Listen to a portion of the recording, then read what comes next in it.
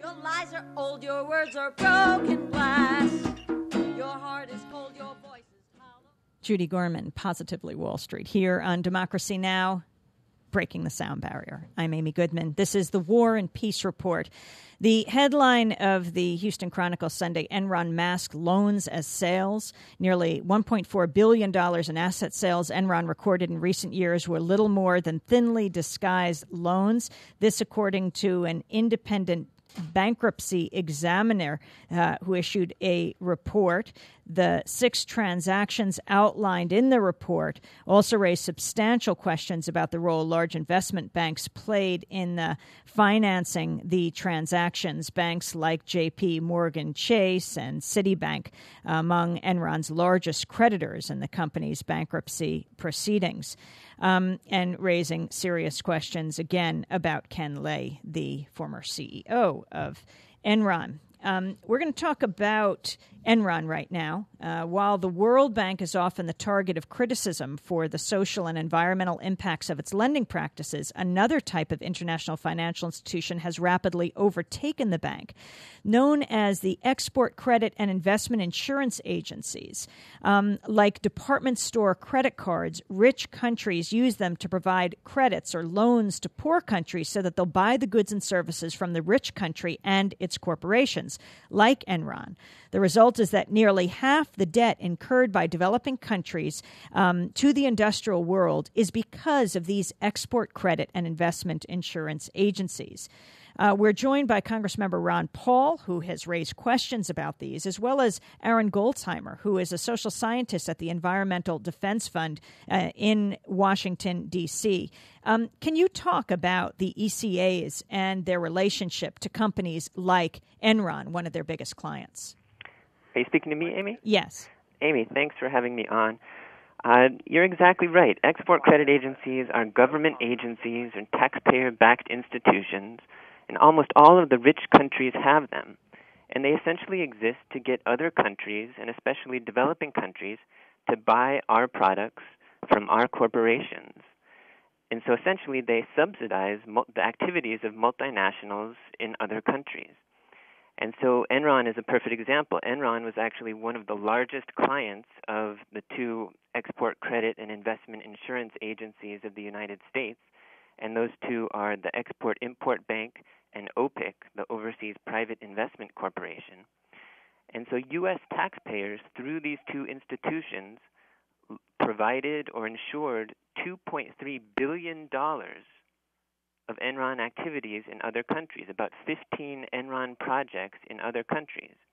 Now, some of those had enormous environmental, social, and human rights consequences.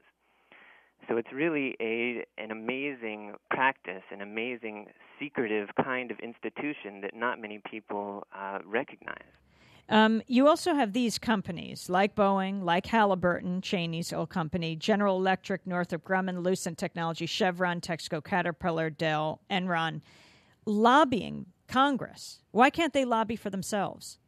But they lobby and then they get the money themselves. That's exactly right. It's a perfect example of what's called the Iron Triangle.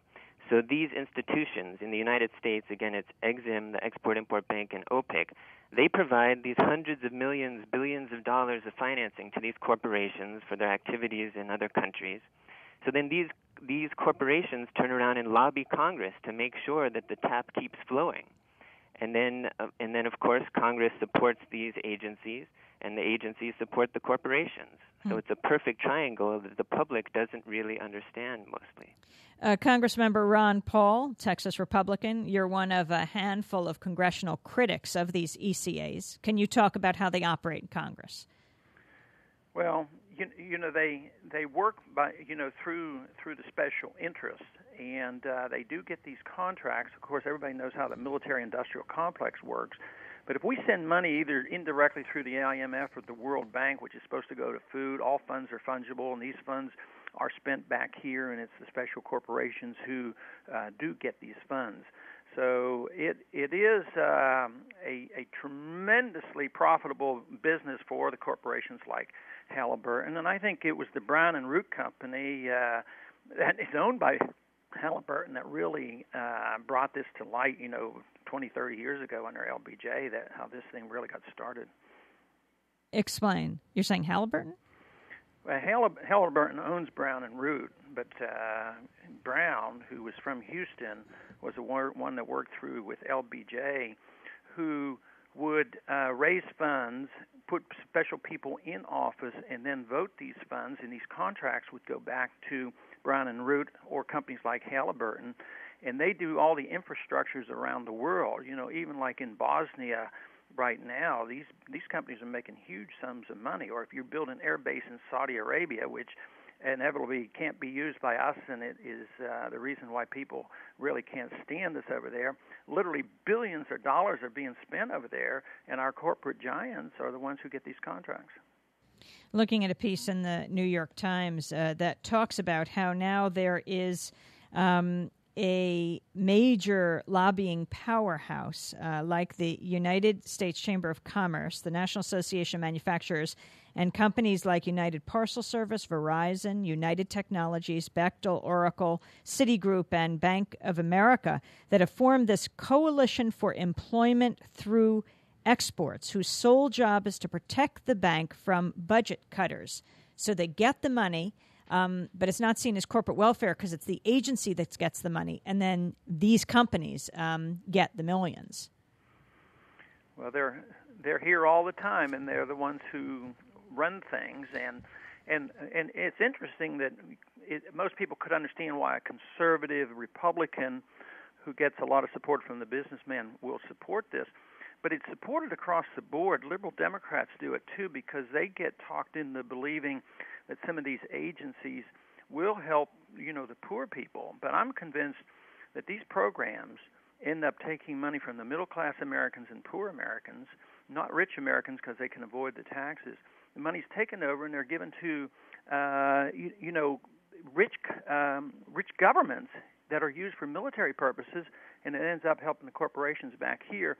But too many are naive enough to believe, we're going to help poor people in these foreign countries, and it never happens. Aaron Goldsheimer of the Environmental Defense Fund in Washington, D.C. What are people doing about this? This weekend there's going to be major protests in Washington. We'll be covering them against the World Bank and the IMF, the more well-known international financial institutions.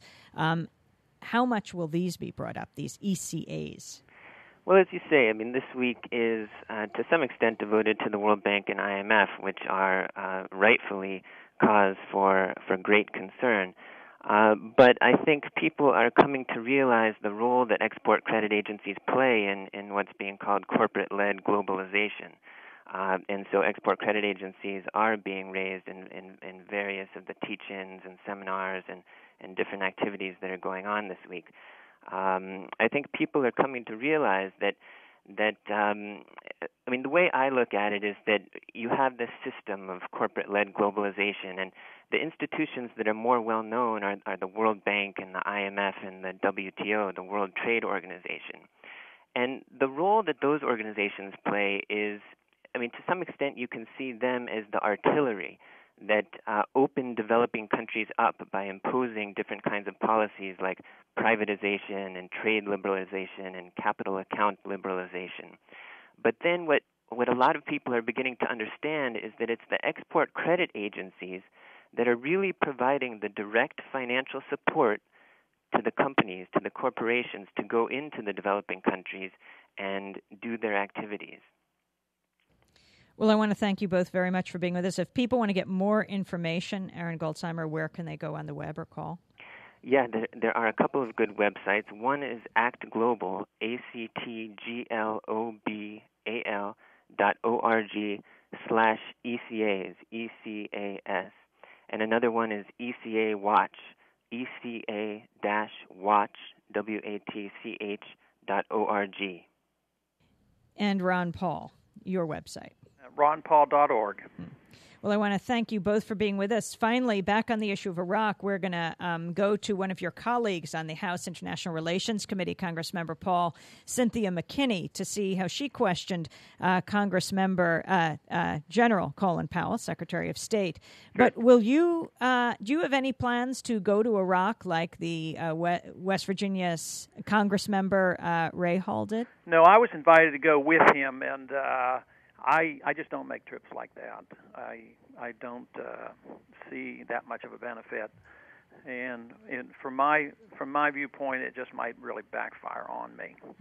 Anyway, I don't make those trips. I don't intend to. Congressman Paul, thanks for being with us, a Republican from Texas. As we go now to Democratic Congressmember Cynthia McKinney at the